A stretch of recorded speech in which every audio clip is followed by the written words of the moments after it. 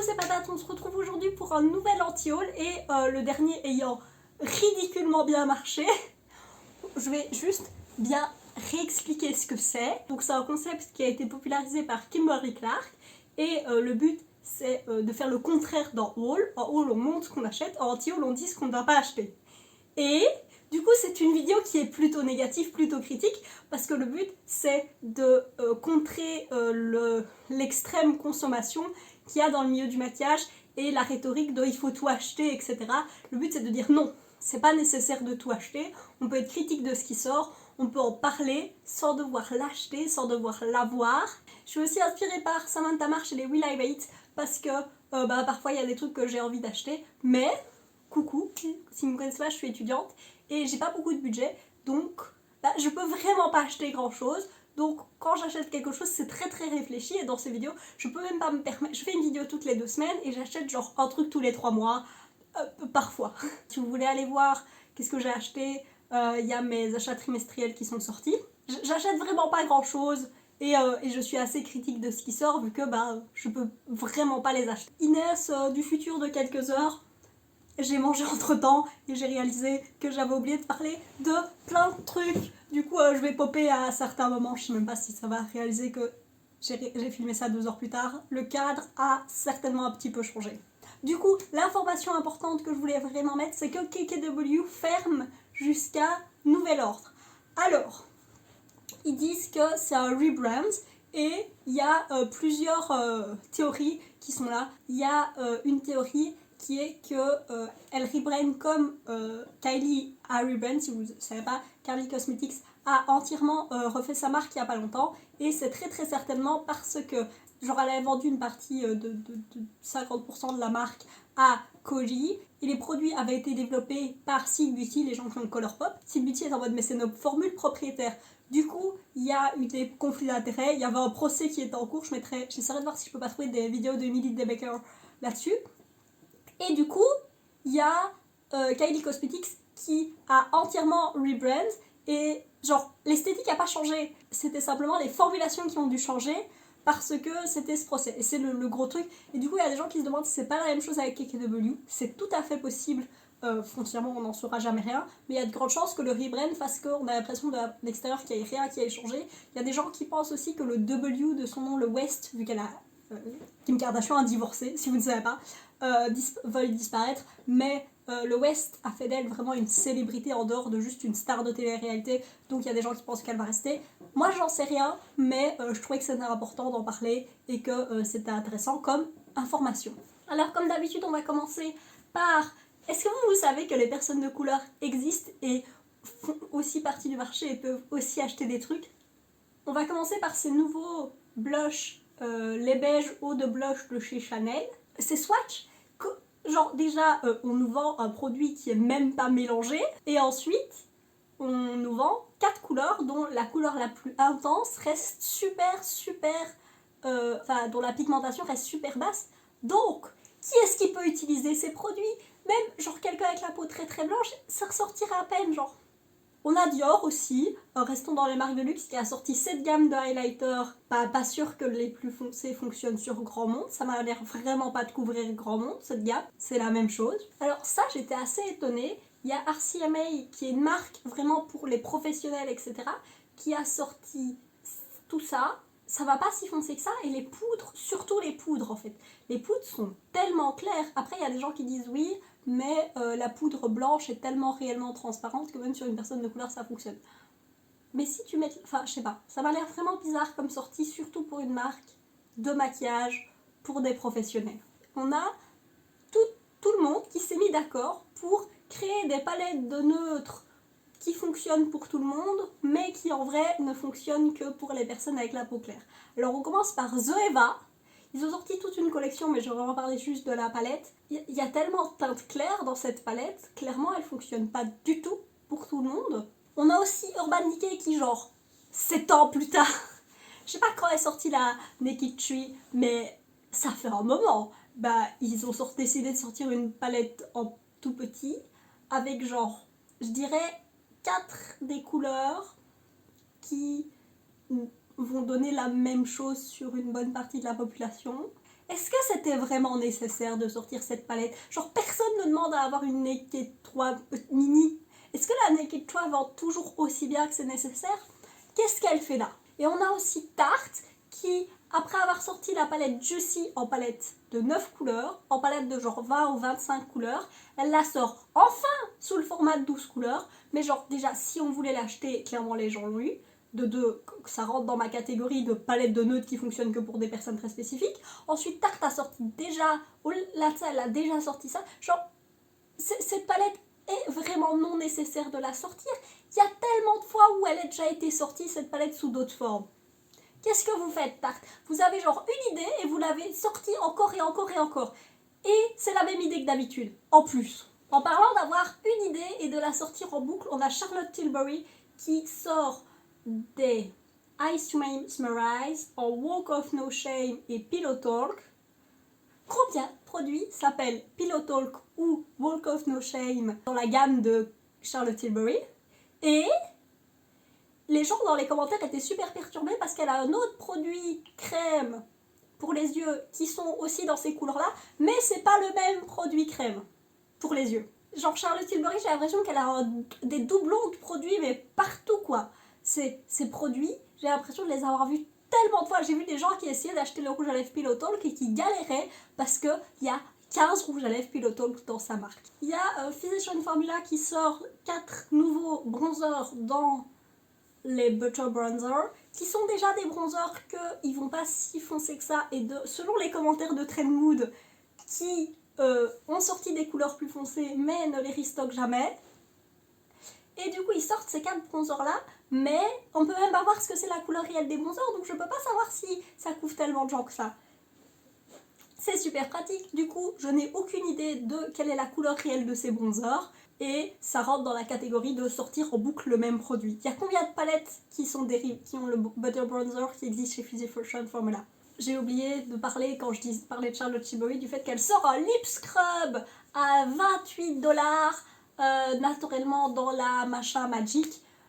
Déjà, mais j'aimerais bien faire un truc sur le marketing, mais mettre Magic dans ton nom, ça reste un lip scrub, genre un exfoliant pour les lèvres. 28$ pour un truc où, genre, Charlotte Tilbury, elle sort des produits qui sont chers pour dire que c'est cher, pour le nom et même pas le packaging.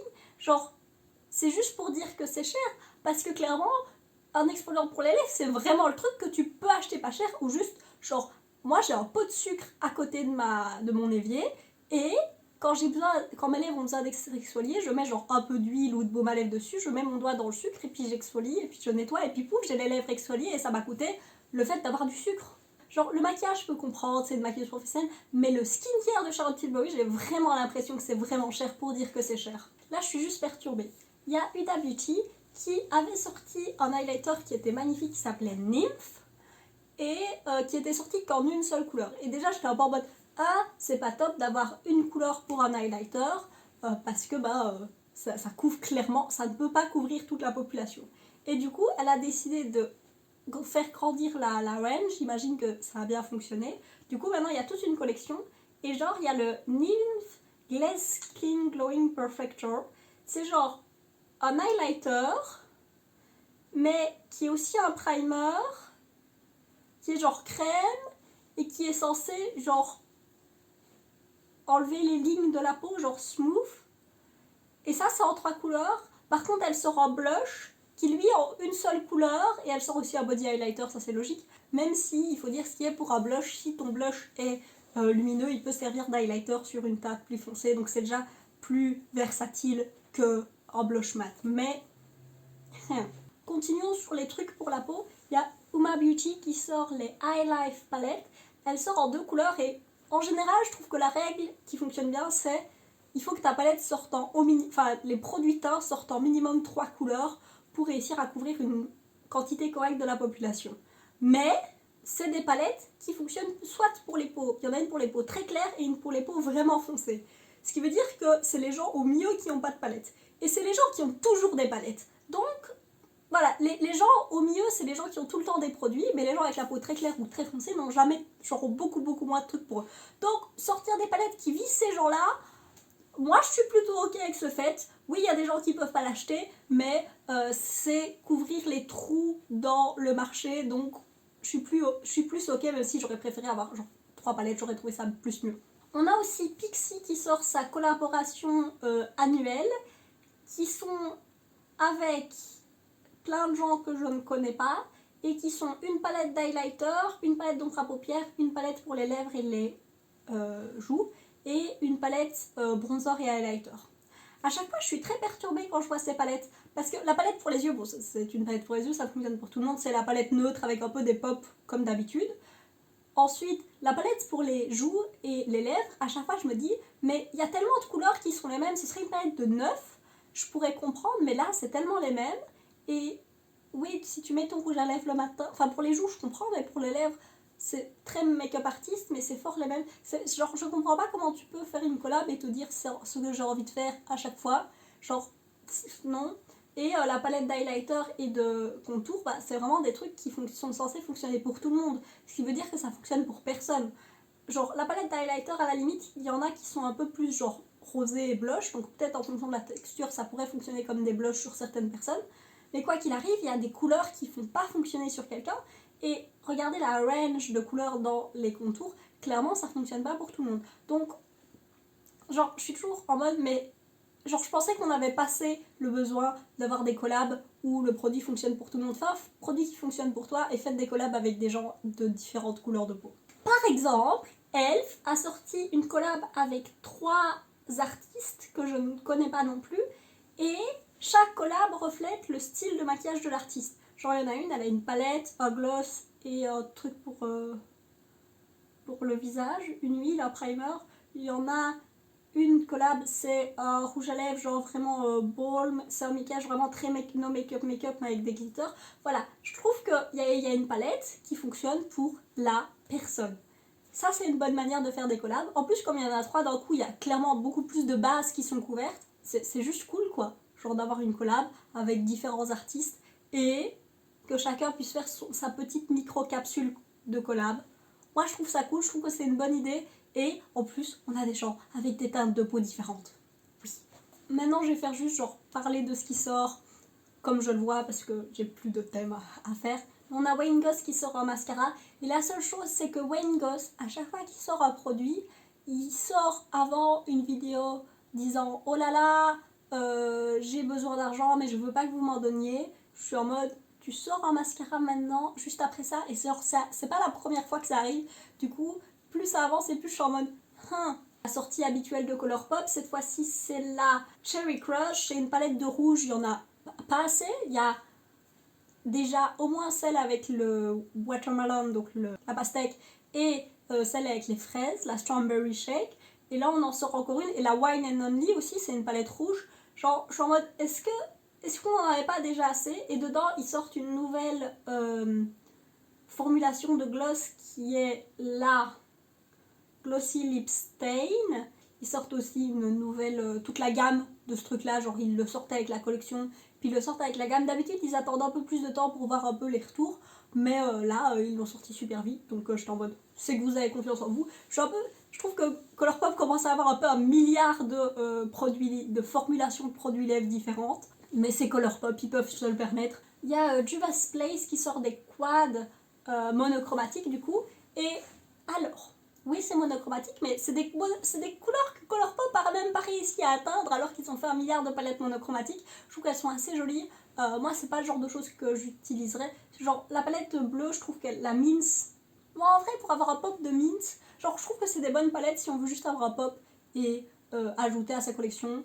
Mais moi, c'est pas ce que j'utiliserais, ce qui m'intéresserait, mais je trouve que c'est une bonne sortie pour Juvia's Place. Il y a Anastasia qui sort des contours, highlighter et blush. Les ranges sont très correctes, ça j'ai rien à y dire. Par contre, je trouve ça un peu drôle que genre les contours ils sont dans des poches en mode bah voilà, pour faire du produit crème, c'est un peu la manière dont tout le monde le fait. Mais je trouve ça drôle que ça sorte des highlighters et des blushs avec un stick et un pinceau de l'autre côté, et genre le packaging ressemble fort à ce que Makeup by Mario a sorti il y a pas longtemps avec son sculpt machin. J'espère que le pinceau s'enlève. À chaque fois quand je vois des pinceaux comme ça au bout de produit, je me dis oui mais les gens vont pas les laver, et même s'ils s'enlèvent, les gens vont pas se dire ah il faut que je lave mon pinceau qui est là, et comme c'est avec des produits crème, ça va juste être un nid à bactéries. Lavez vos pinceaux. Quelques produits dont c'est encore Inès du futur que j'ai oublié de parler. Il y a Bite qui ressort ses rouges à lèvres. Donc Bite avait décidé de devenir entièrement vegan, et puis genre petit à petit il y avait la quantité de produits qu'ils avaient à diminuer, dont le rouge à lèvres qui était leur grand truc, et du coup ils ressortent les rouges à lèvres. Les couleurs m'ont l'air très rose, genre ça m'a l'air fort d'être un seul ton, genre moi j'aime bien les... Enfin, dit-elle en portant aujourd'hui un rouge à lèvres rose, mais si genre j'aimerais bien un rouge à lèvres brun et des tons un peu plus comme ça, et ça m'a l'air d'être ce qui est un peu plus intéressant et ce qui est plus aimé, mais peut-être que c'est ce qui vend pas, peut-être que les gens achètent toujours juste des rouges à lèvres rouges, je ne sais pas. En tout cas, Bite a enfin ressorti ses rouges à lèvres après genre super longtemps, limite, genre la marque a limite perdu tout l'intérêt que les gens avaient pour la marque. Et oui, c'est Bite, ça veut dire boucher en anglais. Je sais qu'en français ça ne marche pas, mais si les marques doivent checker dans l'entièreté de toutes les langues du monde, s'il n'y en a pas une qui a un innuendo, ça n'ira pas. Normalement, je suis pas du type oh là là, c'est du plagiat, tout ça. Mais c'est pas la première fois que Wet n Wild a des histoires comme ça. Et Wet n Wild, je le soutiens pas parce qu'ils sont pas considérés comme cruelty free. Vidéo en description sur qu'est-ce que c'est le test sur les animaux et mon avis là-dessus. Mais du coup, ils ont sorti cette collection qui est la Wild Crush. J'aurais vu juste la collection, j'aurais rien dit, mais les images en haut de la gondole, c'est Colourpop. My Chérie Amour, je pense que c'est juste qu'ils n'ont pas de chance que ça soit tombé en même temps que la collection chérie de Colourpop. Mais la Honey et la Cocoa sont bien trop similaires à mon goût. J'ai vu quelqu'un se mettre sur Instagram dans ses stories en disant oh j'ai cru que c'était Colourpop, et tellement. Genre c'est clairement c'est pas possible de le faire sans faire exprès. Et la dernière chose dont je voulais parler, c'est Jaclyn Hill qui sort une nouvelle collection. Elle avait dit qu'en arrivant à Ulta elle allait sortir plus de collections, et clairement elle s'y tient, donc déjà ça. Elle sort des produits assez été, genre pour une collection d'été, franchement oui. Genre c'est un bronzer en 5 couleurs, un highlighter en 4 couleurs je pense, un highlighter liquide et un highlighter poudre. L'highlighter liquide en 3 et l'highlighter poudre en 4. Et des lip oil, donc des huiles, comment est-ce qu'on dit en français, je ne sais plus, mais ça, et oui. Genre c'est une bonne collection. J'aime pas Jaclyn Hill pour ses actions et la manière dont elle gère les controverses qui l'entourent, mais il faut dire ce qui est, c'est une collection d'été qui fait sens, et qui au vu des produits qu'elle a, que ça fait sens de mettre ça parce que ça remplit les trous. On arrive à ce bout de la vidéo, j'ai juste des trucs que je trouve cool. Donc il y a Color Rain qui sort des blushs, et genre regardez-moi ces couleurs de blush, c'est vraiment des couleurs de blush qui sont difficiles à trouver. Il y a un blush qui est littéralement violet et un qui est juste brun, et ouais c'est vraiment des couleurs de blush qui sont dures à trouver. Soit c'est peut-être la photo qui fait cheap, mais je trouve que le packaging fait un peu cheap. Ce blush est vraiment genre des couleurs qu'ils ont regardé le marché, ils ont fait ah là il y a un trou, là il y a un trou, et ils ont fait des couleurs pour ce truc là. Donc je trouve ça vraiment une sortie cool de Color Drain. Dans ma liste de vidéos il y a parlé du maquillage de luxe, et dans le tas il y a Hermès, mais regardez-moi cet embossing dans cet highlighter, il est magnifique. Alors il va coûter 2 bras et un rein, et on voit vraiment, voilà, il y a vraiment quelqu'un qui est venu et qui a design ça. C'est pas symétrique, c'est c'est juste beaucoup trop beau quoi. Mais j'ai fait une vidéo là-dessus. C'est pas une raison pour acheter un produit, parce que soit vous allez juste pas utiliser et du coup c'est ridicule, soit vous allez utiliser et l'embossing va disparaître. Donc l'embossing n'est pas une raison d'acheter un produit, mais si vous voulez l'acheter quoi qu'il arrive, ça peut être un plus. Il y a Teresa Is Dead qui a sorti une collab avec Lital. Genre c'est ma commande que j'ai faite avec Lital. Ah, j'aimerais bien l'acheter, mais c'est une mauvaise idée. En gros ils ont sold out, mais je pense qu'ils sont en pre-order encore actuellement. Donc on peut la commander, mais je sais pas quand. Genre elle va prendre juste beaucoup plus longtemps à arriver. Et genre j'ai hésité, j'ai réfléchi, je me suis dit est-ce que je l'achète, et puis je me suis dit j'ai déjà acheté chez Lital il y a pas longtemps, et j'ai déjà acheté des ombres à paupières il y a pas longtemps. Et ensuite je me suis dit, genre j'ai essayé de défaire la palette en me disant voilà, le pêche, le violet et le pêche, le lavande métallique et le gris, c'est des couleurs que j'ai assez similaires chez Little. même le vert, je dirais. Et puis le bleu foncé, il est joli. Les deux burgundy. Je trouve que la palette est super. J'en ai toujours envie. Je trouve que cette palette est très très jolie. Je trouve qu'elle a réussi à faire un truc qui est vraiment intéressant, avec laquelle on peut faire des choses assez différentes.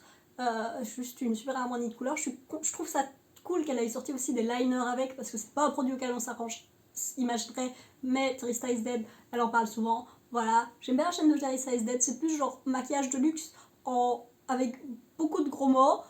C'est un humour qui, moi ça va, mais je sais qu'il y a des gens que ça énerve. Mais cette palette est vraiment très très très belle. Il y a Simple Beauty qui sort une nouvelle palette qui s'appelle Blooming Lovely. C'est trop grand. C'est un peu le genre de palette où genre mes yeux sont juste perdus et j'ai un peu envie de la réarranger. Je ne promets rien, mais si j'ai le temps, je vais essayer de la réarranger dans GIMP pour la mettre par couleur pour que mon esprit puisse comprendre les couleurs. Mais là, mon esprit est juste perdu. J'ai aucune idée de ce qui se passe. Pourquoi, comment, what. Voilà, c'est genre il y a trop de choses qui sont là. Je peux dire qu'il y a beaucoup de tons moyens, donc j'ai pas l'impression que c'est une palette qui va pas spécial. Enfin, si, il y a des tons clairs et moyens, mais pour ajouter de la profondeur, c'est peut-être pas parfait. Mais genre, mon esprit a juste fait genre blue screen quoi. Et c'est la dernière chose dont je voulais parler. C'était toutes les choses dont je voulais parler. J'espère que ça vous aura plu, que vous aurez découvert des trucs, que vous aurez peut-être eu des arguments pour pas acheter, ou que vous allez, comme moi, avoir envie d'acheter la palette de chez Little, que je ne vais pas acheter, je suis une personne raisonnable, j'ai pas le budget de toute manière. Voilà, passez une belle journée, des bisous, ciao.